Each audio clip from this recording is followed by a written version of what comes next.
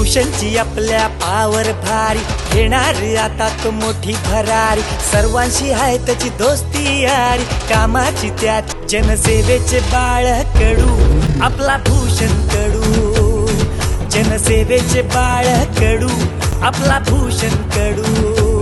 भूषण भाई, आपण पेण नगरपालिकेच्या प्रभाग 4 मधून आपण निवडून आलेले आहात। एकमेव शिवसेनेचे शिंदे गटाचे आपण या ठिकाणी नगरसेवक निवडून आले। आपलं काय विजन असणार आहे 2025 ते 2030 च्या दरम्यान? नमस्कार, प्रथमतः मी सर्वांचे आभार व्यक्त करतो, पत्रकारांचे पण आभार व्यक्त करतो। मला या जागेवरती निवडून दिलंय, मला नगरसेवक म्हणून निवडून दिलंय, या जनतेचे मी आभार व्यक्त करतो। त्यांच्यामुळे मी आज इथे जो पद मला भेटलेला आहे तो मिळालेला आहे, पण हा पद त्यांचा आहे, मी सेवक आहे, नगरसेवक माझे जनता झालेली आहे, माझ्या मतदार झालेला आहे। दुसरी गोष्ट, माझ्यावरती विश्वास ठेवून महेंद्र शेठ दळवींनी माझ्यावरती जो विश्वास दाखवला आणि मला जी सीट दिली त्याचा मी सार्थ करून दाखवलं। त्याच्यामध्येच तुषारजी मानकवडे असतील, तालुका प्रमुख, नंतर पेण शहर प्रमुख आपले दिनेश सर असतील, त्याच्यानंतर माझे जे सहकारी जे दिवस रात्र माझ्यासाठी मेहनत करत होते, लखन असतील, नंतर रोहनजी असतील, संतोषजी असतील, राजा असेल, रोमी असेल, असे माझे सहप्रचंड म्हणजे सूरज असेल, या लोकांनी दिवस रात्र एक केली आणि मला हा विजय मिळवून दिला। तर ह्याच्यामध्ये तुम्ही विचारताय की विजन काय असेल, तर प्रभागामध्ये मी फिरत असताना मला प्रत्येक घरामध्ये सारे असं कुठला घर नव्हता की कुठल्या समस्या नाहीत। प्रत्येक प्रभागामध्ये पहिला प्रश्न आहे पाण्याचा प्रश्न आहे, घाणीचं साम्राज्य आहे, दुसरं गटारांची दुरावस्था आहे, रस्त्यामध्ये पडलेले खड्डे हा विषय आहे आणि ते आपण वेळोवेळी या प्रशासनाला दाखवलेले आहेत। खड्ड्यामध्ये आपण होड्या सोडल्यात, मासे पकडलेत, त्या प्रकारे ह्या पुढे या 5 वर्षामध्ये हे काही दिसणार नाही, हे प्रथम आपण पूर्ण करणार।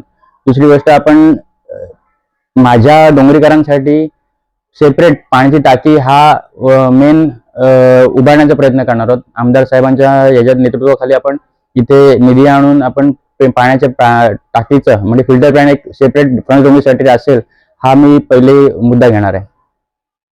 गेली 8-10 वर्ष आपण जनसेवा या ठिकाणी करत आहात। आपली टॅगलाईन आहे जनसेवेचा बाल करू आपला भूषण करू।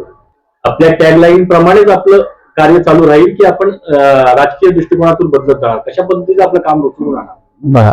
आता तुम्ही बोलताय जनसेवेचे बाळ कडू आपला भूषण करू, ही टॅगलाईन ह्याच्यामध्ये म्हणजे मला जे या राजकारणामध्ये सक्रिय करण्याचं आणि ही टॅगलाईन पासून माझं कॅम्पेनिंग करण्याचं योगेश निखारे हे माझे पडद्यामागचे हिरो म्हणतात त्या प्रकारे आहेत, त्यांच्यामुळे हे सगळं घडलेलं आहे।